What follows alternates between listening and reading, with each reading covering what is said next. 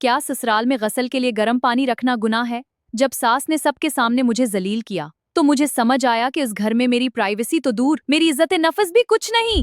میری شادی اپریل میں ہوئی تھی۔ وہ دن خوشیوں اور رنگوں سے بھرپور تھے، جیسے زندگی نے ایک نئی اور خوبصورت کروات لی ہو۔ شور و غل سے دور جب ہم پہلی بار اپنے کمرے میں داخل ہوئے تو ایسا لگا جیسے ہمیں اپنی ایک الگ اور محفوظ دنیا مل گئی ہو۔ اس غیر معمولی گرمی میں وہ کمرہ صرف سونے کی جگہ نہیں تھا، بلکہ ہمارے نئے رشتے، اعتماد اور ذہنی سکون کا مرکز بن چکا تھا۔ لیکن خوشیوں کا یہ موسم زیادہ دن نہ چلا۔ اس سال اپریل میں ہی ایسی گرمی پڑی کہ گھر ٹینڈور بن گیا۔ پورا گھرانہ اسی ایک اے سی کے سہارے بیٹھا رہتا جو دوسرے کمرے میں لگا ہوا تھا۔ میں ایک نئے گھر، نئے ماحول اور نئے نظام میں آئی تھی۔ پہلے ہی اجنبی رشتوں اور توقعات کے بوجھ تلے دبی تھی، اوپر سے اس بے پناہ گرمی نے زندگی اجیرن کر دی تھی۔ شادی کے بعد کا وہ سکون اور قربت اس حبس زدہ ہال میں کہیں کھو گئے تھے۔ جب ہر وقت کمرے میں لوگوں کی آمد و رفت رہے تو انسان اپنے گھر کو اپنا گھر نہیں سمجھ پاتا۔ فہد میری پریشانی بھانپ گیا تھا۔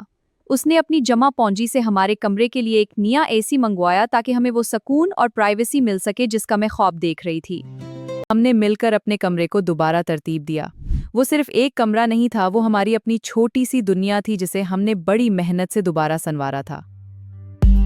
جب پہلی بار اس اے سی کی ٹھنڈی ہوا کمرے میں پھیلی تو ایسا لگا جیسے میری ساری تھکن اور ذہنی دباؤ ایک پل میں ختم ہو گیا ہو۔ اب ہمیں کسی ہال میں سونے کی ضرورت نہیں تھی۔ اس رات میں نے مہینوں بعد سکون کی نیند لی۔ مجھے محسوس ہوا کہ فہد میری ضرورتوں اور میری خاموش تکلیف کو سمجھتا ہے، لیکن میں نہیں جانتی تھی کہ یہ سکون بہت مختصر ثابت ہوگا۔ بدقسمتی نے دستک دی اور ہال میں لگا ہوا وہ پرانا اے سی ہمیشہ کے لیے خاموش ہو گیا۔ تپتی رات میں پورا گھر اچانک حبس کی لپیٹ میں آ گیا۔ فہد کے تینوں چھوٹے بہن بھائیوں کے لیے وہ رات عذاب بن گئی۔ گرمی اتنی تھی کہ ان کے لیے بند کمروں میں سانس لینا بھی محال ہو رہا تھا۔ پھر وہی ہوا جس کا مجھے ڈر تھا۔ رات ہوتے ہی ایک ایک کر کے سب ہمارے کمرے کے سامنے جمع ہونے لگے۔ اب ان کے پاس ٹھنڈک کے لیے صرف ہمارا ہی کمرہ بچا تھا۔ بہن بھائیوں کا خیال رکھنا اپنی جگہ، مگر اچانک ہماری پرائیویسی ایک عوامی جگہ میں بدل گئی۔ وہ کمرہ جو ہماری گفتگو اور سکون کا تھا، اب ایک ہجوم سے بھر چکا تھا۔ وہ رات ہماری نئی شادی شدہ زندگی کے پہلے بڑے بحران کا آغاز تھی۔ پرائیویسی کا وہ خوبصورت خواب اب ایک تلخ حقیقت میں بدل چکا تھا اور میں خاموشی سے گھٹ رہی تھی۔ صبح ہوئی تو کمرہ کسی جنگل کا منظر پیش کر رہا تھا۔ جہاں ہم دونوں کو اپنی دنیا بسانی تھی، وہاں پیر رکھنے کی جگہ بھی نہیں تھی۔ میری الماری، میری چیزیں، میری جگہ، کچھ بھی اب میرا نہیں رہا تھا۔ ہر چیز پر جیسے پورے گھر کا حق تھا۔ حتیٰ کہ صبح تیار ہونے کے لیے بھی مجھے ایک قطار کا حصہ بننا پڑتا۔ اپنے ہی کمرے میں میں ایک مہمان بن کر رہ گئی تھی۔ میں فہد سے کچھ کہنا چاہتی تھی پر کہہ نہیں پاتی۔ کیا وہ خود نہیں دیکھ رہا تھا کہ میں کس تکلیف سے گزر رہی ہوں؟ یہ وہ خاموش گھٹن تھی جو آہستہ آہستہ میرے دل میں ایک زہر کی طرح پھیل رہی تھی۔ کیا یہی وہ شادی شدہ زندگی تھی جس کا میں نے خواب دیکھا تھا؟ فہد کے لیے یہ صورتحال ایک امتحان بن چکی تھی۔ وہ دفتر میں ہوتا تو بھی اس کا دھیان گھر کی اسی خاموش جنگ کی طرف رہتا۔ ایک طرف اس کے وہ معصوم بہن بھائی تھے جنہیں اس نے اپنی گود میں کھلایا تھا، جن کی محبت اور معصومیت پر وہ شک بھی نہیں کر سکتا تھا، اور دوسری طرف اس کی بیوی تھی جو اپنا سب کچھ چھوڑ کر اس کے نام پر اس گھر میں آئی تھی اور اب اپنی بنیادی پرائیویسی کے لیے ترس رہی تھی۔ وہ اس کشمکش میں پس رہا تھا کہ حد کہاں قائم کرے۔ اگر بھائی کو روکے تو بدتمیزی اور بے رخی کا ڈر، اور اگر چپ رہے تو بیوی کا حق پامال ہو رہا تھا۔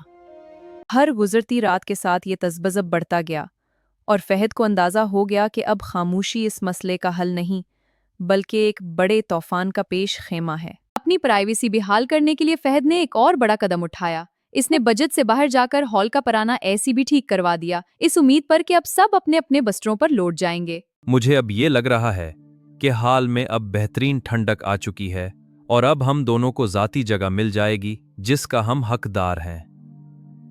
اس شام ہم دونوں کے چہروں پر ایک عرصے بعد اطمینان کی مسکراہٹ آئی۔ ہمیں لگا کہ یہ خاموش بحران اب ختم ہو چکا ہے اور ہماری تنہائی اب محفوظ ہے۔ مگر ہماری یہ خوش فہمی بہت مختصر ثابت ہوئی۔ रात गहरी होते ही छोटा भाई ज़िद्दा और हठ धर्मी करके दोबारा हमारे ही कमरे में आ धमका। उसका मासूमाना कहना था कि हमारे कमरे की ठंडक ज्यादा अच्छी लगती है। वो बच्चा था, वो बदनीयत नहीं था, मगर उसकी इस जिद ने अब हमें एक शदीद और मुस्तकिल परेशानी में मुब्तला कर दिया था। ये मसला सिर्फ रात के चंद घंटों का नहीं था, बल्कि दिन के अजाले में भी ये बेआरामी मेरे साथ चलती। बावर्ची खाने से लेकर सहन तक मुझे अपनी ज़ात के गर्द कोई हद नजर न आती।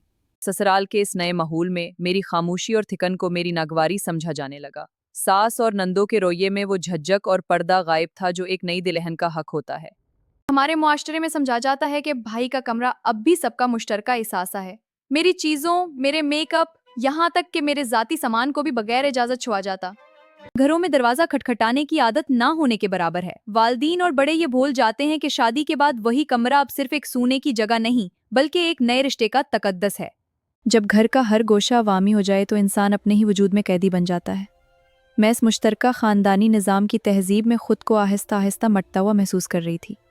इसी दौरान मुझे एक और ऐसा वाकया पेश आया जिसने मेरी रही सही इज़्ज़त नफ़स को भी बड़ी तरह ठेस पहुंचाई।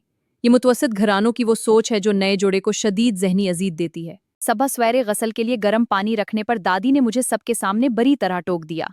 उनका ख्याल था कि अब फैमिली मुकम्मल हो चुकी है, उसलिए इस बेहियाई की कोई ज़रूरत नहीं। रिश्तों के नाम पर की जाने वाली ये मुदाखलत और तंज मियाँ बीवी की खुलवत का वो जनाजा निकालते हैं कि फिर दिलों में सुकून की जगह सिर्फ नफरत और शिकायतें बाकी रह जाती हैं। इस रात जब दादी की वो सख्त बातें ख़त्म हुए तो बंद कमरे की दीवारों ने मेरी सुस्कियों का बूझ उठाया। फहद मुझे चप कराने आगे बढ़ा, मगर अब जख्म बहुत गहरा हो चुका था। हम दोनों के दरमियान पहली बार धीमी आवाज़ में एक तलख बहस हुई। वो गुस्सा नहीं था, वो ससुराल के इस बेजा दुबाव और प्राइवेसी के फिकदान का रोना था जो हम दबी जबान में एक दूसरे पर रो रहे थे। मैंने रोते हुए फहद से साफ कह दिया कि मुझे इस घर में अपना कोई वजूद नजर नहीं आता। जब आपके पास एक कमरा भी महफूज ना हो तो वो बड़ा सा घर भी एक अजनबी कैद खाना बन जाता है। फहद के पास मेरी इस बात का कोई जवाब ना था। वो अपनी बीवी का मुहाफिज बनना चाहता था, मगर अपनों की खामोश मुदाखलत ने उसे अपनों के सामने ही गुनाहगार बना दिया था। अगली सुबह फहद ने फैसला किया कि वो इस खामोश बहरान को बड़ों के सामने लाना चाहता था, लेकिन माँ की मुदाखलत से उसकी हिम्मत टूट गई और वो फिर से खामोश हो गया। मगर हमारे माशरे में गलती बच्चे की इज्जत से ज्यादा बड़ों की खामोशी की होती है। फहद ने जब भाई की शिकायत करनी चाही तो माँ ने रवायती लाड से उसे टाल दिया। वालिदीन का कहना था कि बच्चा है, उसे ठंडक अच्छी लगती है, कोई गैर तो नहीं। वो ये भूल गए कि हद मुकर्रर करना बदतमीजी नहीं, बल्कि हर सेहतमंद घर की बुनियादी जरूरत है। आखिरकार फहद ने गुस्से, शर्मिंदगी या झंझलाहट के बजाय संजीदगी से बात करने का फैसला किया। वो जानता था कि अब एक पख्ता गुफ्तगू ही उस रिश्ते को बचा सकती है। उसने अपने वालिद से अलग बैठकर साफ कहा कि मरियम अपना घर छोड़कर आई है, और अगर मैं उसके सुकून और प्राइवेसी का मुहाफिज नहीं बनूंगा तो कौन बनेगा। फहद की इस पुरखलोस बात ने वालिद के दिल पर असर किया। उन्हें एहसास हुआ कि बड़ों की खामोशी और बच्चों का लाड किस तरह एक नई बस्ती जिंदगी में दरारें डाल रहा था। फहद ने इस मामले को सिर्फ एक खानदानी बहस नहीं रहने दिया, बल्कि इसने दीन का सहारा लिया। इसने एक शाम पूरे खानदान को एक जगह बैठाया ताकि वो सब मिलकर अल्लाह का हुक्म जान सकें। इसने सूरह नूर की रोशनी में बताया कि कुरान ने बच्चों और मुलाजिमीन के लिए भी 3 औकात में कमरों में बिला इजाजत दाखिल होने से मना किया है।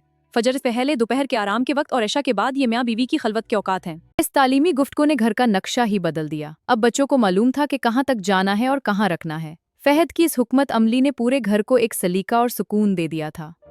बिलाखिर मुझे अपने ही कमरे में वो खोया हुआ सुकून और प्राइवेसी वापस मिल गई। जब घर की हुदूद का एहतराम होने लगा तो मेरी जहनी घटन और वो सारी अदासी एकदम खत्म हो गई। हमारे दरमियान वो पराना एतमाद और कुर्बत फिर से लौट आई थी। हदूद कायम करने से रिश्ते टूटते नहीं, बल्कि मजीद खूबसूरत और मजबूत होते हैं। जब हम एक दूसरे की प्राइवेसी का एहतराम करते हैं तो घर वाकई अमन और सुकून का गहवारा बन जाता है।